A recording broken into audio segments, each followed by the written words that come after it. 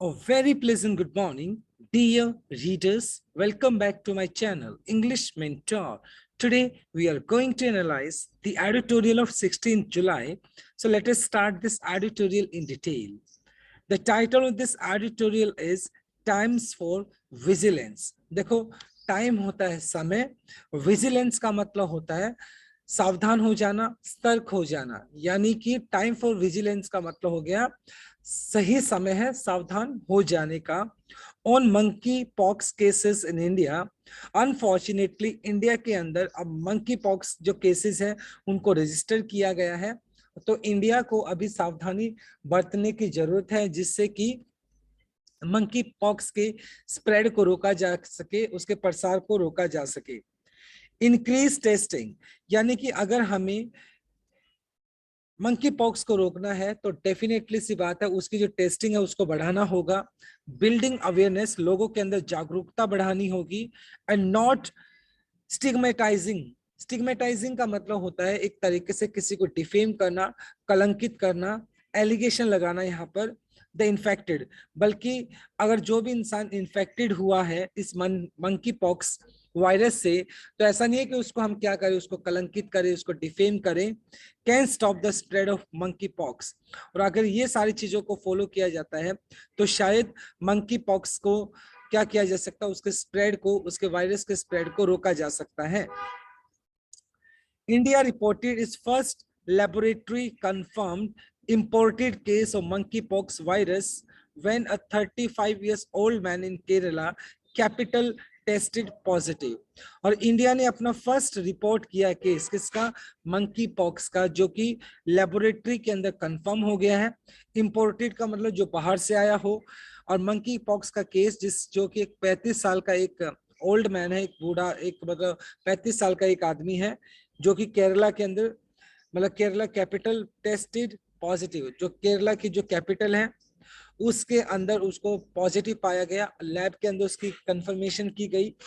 The diagnosis, diagnosis का मतलब बीमारी का पता लगाना, was easy. The individual informed healthcare workers of his contact with an infected person in United Arab Emirates। तो जो डायग्नोसिस था यानी उसका जो इलाज था, बीमारी का पता लगाना काफी इजी रहा। क्यों?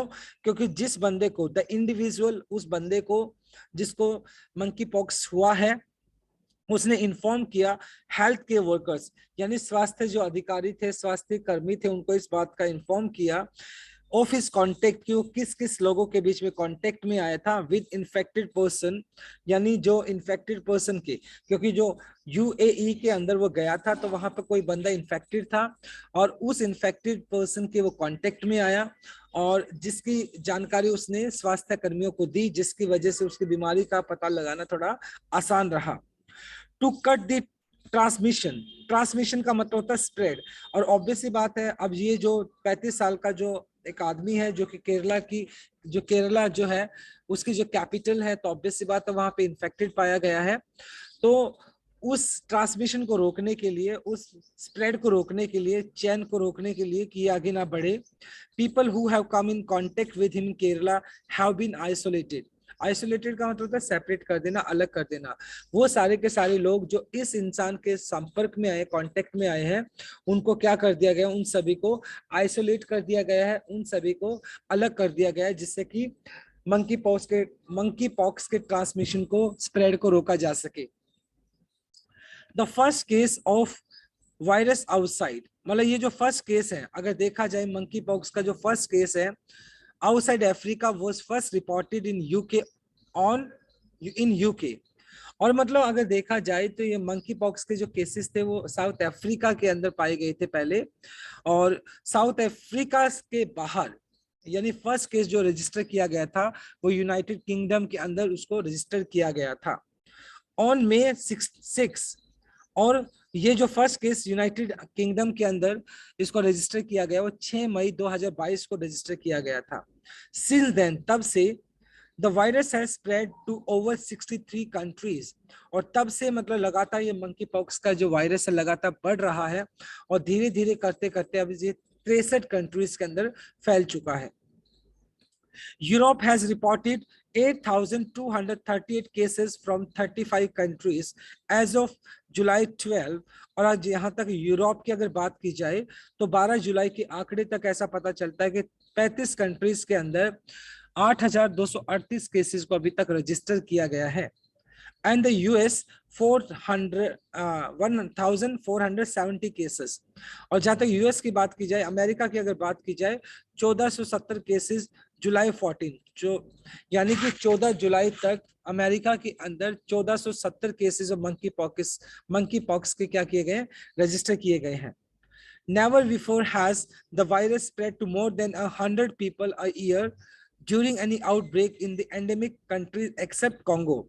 और अगर देखा जाए नेवर बिफोर, इससे पहले कभी भी नहीं है कोई भी virus spread to more than, मतलब कोई भी वायरस स्प्रेड हुआ हो 100 पीपल के अंदर, मतलब 100 लोगों के अंदर एक साल के अंदर 100 से ज्यादा लोगों के अंदर वो स्प्रेड नहीं हुआ। आउटब्रेक का मतलब होता है किसी चीज का अचानक से पैदा हो जाना, बीमारी का या आग का लग जाना। इन एंडेमिक, एंडेमिक क्या होता है, देखो एक पेंडेमिक होता है, पेंडेमिक होता है जो व्यापक होता है, बहुत ज्यादा उसका यानी स्कोप होता है, बहुत ज्यादा फैल जाता है। एंडेमिक एक स्थानीय होता है, एक पर्टिकुलर बीमारी जो एक पर्टिकुलर एरिया के अंदर फैल जाती है। कंट्रीज एक्सेप्ट कॉन्गो, अगर सिर्फ कॉन्गो को अगर छोड़ दिया जाए तो कोई भी फिलहाल अगर देखा जाए कोई भी एंडेमिक जब होता है तो एंडेमिक के केस में वो एक मतलब 100 से ज्यादा लोगों को इन्फेक्टेड नहीं करता है, यानी कहीं ना कहीं वो वायरस है 100 से ज्यादा लोगों के अंदर फैलता नहीं है, ऐसा एक स्टडी बताती है पीछे देखा जाए। In fact, sustained transmission beyond a few generations has been rare in Africa। और अगर देखा जाए सस्टेन्ड का मतलब कंटिन्यूड, लगातार बनने वाला जो ट्रांसमिशन है, स्प्रेड है बियॉन्ड अ फ्यू जनरेशन, अगर कुछ जनरेशन को छोड़ दिया जाए, has been rare in Africa, तो अफ्रीका के अंदर भी मतलब ऐसा स्प्रेड देखने को नहीं मिला है। इन कॉन्ट्रास्ट इसके बिल्कुल opposite the rapid increase in cases, और फिलहाल अगर देखा जाए जो रैपिड केसेस बढ़ रहे हैं, एंड रैपिड का जल्दी से, एंड जियोग्राफिकल, जियोग्राफिकल मतलब भौगोलिक, स्प्रेड हैव प्रीलिमिनरली मुख्य तौर पर been due to human transmission largely during sexual contact. और जनरली ये जो स्प्रेड होता है ज्यादातर इसके पीछे जो होता है ये ह्यूमन टू ह्यूमन ट्रांसफर होता है, और इसका जो मुख्य कोज रहता है वो रहता है सेक्सुअल कॉन्टेक्ट, एक दूसरे के साथ सेक्सुअल कॉन्टेक्ट करना, स्पेशली मुख्य तौर पर among man who have sex with man, MSM जिसको बोलते हैं, यानी एक पुरुष दूसरे पुरुष के साथ सेक्स करता है या फिजिकल कांटेक्ट में आता है, तो इसकी वजह से भी वायरस स्प्रेड होता है। While a few rare rave parties in Spain and Belgium have turned out to be super spreader events। और जहां तक अगर बात की जाए तो स्पेन और बेल्जियम के अंदर अभी फिलहाल क्या हुआ, रेव पार्टीज हुई हैं जो कि अपने आप में सुपर स्प्रेडर हो सकती है। हो सकता है कि अगर अनफॉर्चुनेटली वहां पर कोई भी एक ऐसा बंदा जो कि इन्फेक्टेड हो सकता है मंकी पॉक्स से, तो डेफिनेटली आप इमेजिन कर सकते हो कि कितना बड़ा एक आंकड़ा, कितने सारे लोग मतलब उस वायरस से इन्फेक्टेड हो सकते हैं। WHO इन सस्पेक्ट डाउट करना that undetected transmission for some unknown duration of time followed by recent amplified event to be responsible for the cases being detected simultaneously in several countries outside Africa।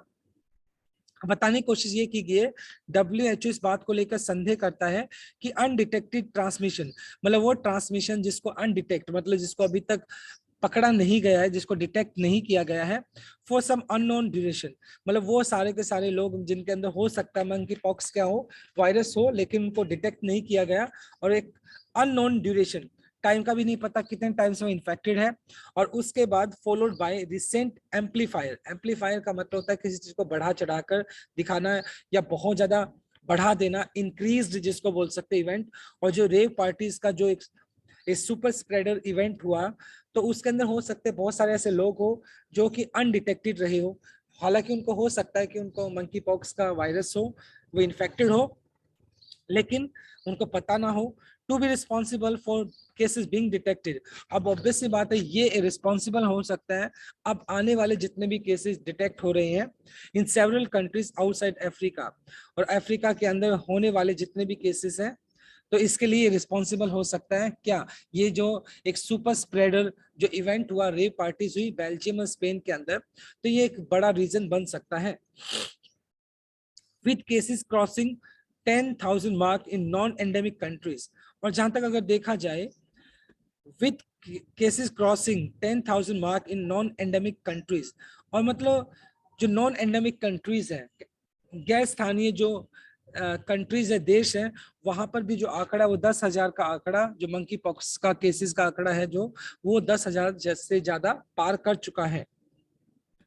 A large number of cases in Spain, 2034, और जहां तक Spain की बात की जाए तो 2034 cases, UK के अंदर 1735 केसेस, जर्मनी के अंदर 1556 केसेस एंड यूएस के अंदर 1470 केसेस क्या पाए गए हैं? मंकी पॉक्स के पाए गए हैं।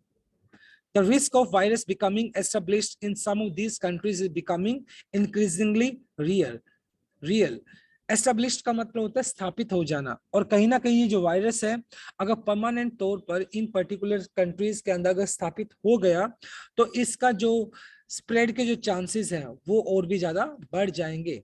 क्योंकि अगर देखा जाए चाइना से कोविड स्टार्ट हुआ था और ग्रेजुअली पूरी दुनिया के अंदर उसने अपना कंट्रोल जमा लिया, और इसी तरीके से अगर मंकी पॉक्स को कंट्रोल नहीं किया गया तो आने वाले टाइम में हो सकता है ये धीरे धीरे स्प्रेड होकर एक पेंडेमिक बन जाए।